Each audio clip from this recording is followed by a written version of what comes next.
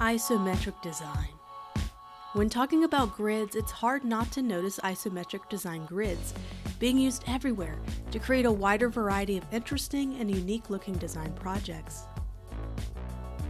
They can be used to create buildings and icons for use for branding and create really professional looking design assets.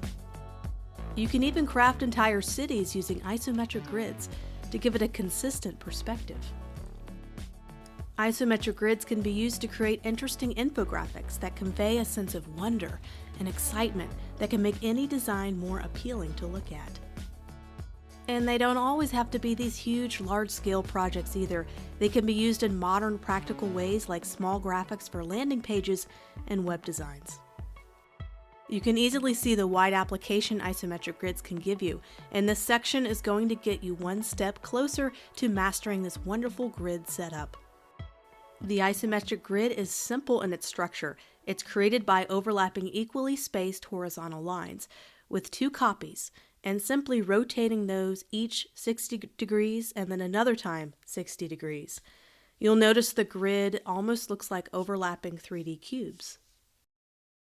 We're going to take a few minutes to talk about the basic uses for this type of grid and talk about how we can properly use shadows and highlight color shades to make your 3D ideas come to life. First of all, let's talk about light sources in isometric designs. You'll notice that a light source must stay consistent throughout the entire design piece.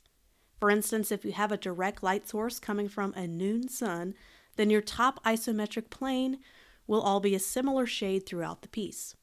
This means your isometric top plane will be your brightest, and your isometric left plane will have a medium shade or tone, and your isometric right will have the darkest shade. Colors can be different throughout, but it's the shade, brightness, and darkness of a color that changes. And speaking of isometric planes, there's 4 of them. Isometric left, which will be everything facing the left part of your artboard. Isometric right will be the plane that faces rightward. Isometric top is everything at the top plane, and of course, lastly, your isometric bottom, which will be everything underneath.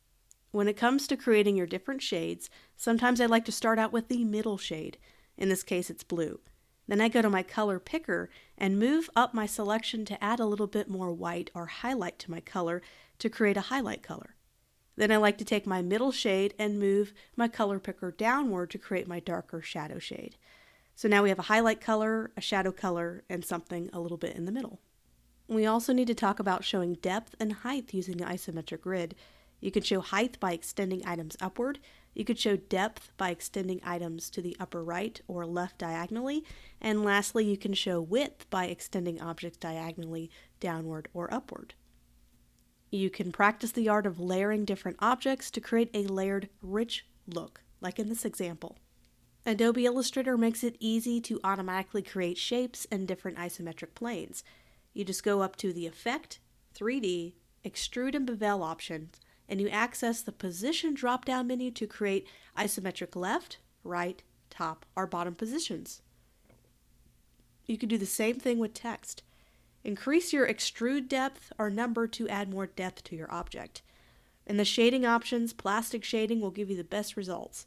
And you can change that position on the sphere to match your lighting source. And we're going to practice this a lot in our project coming up, where we're going to use this tool to really speed up our workflow. I have provided a simple geometric grid in Adobe Illustrator as a template, so you can hop right into creating this isometric design without worrying about creating the grid. Then we're going to tackle this project, where we use both the isometric grid and Adobe Illustrator's 3D tools to craft an iPad graphic with 3D layers. I'll even show you where you can find some free isometric people to use in your design.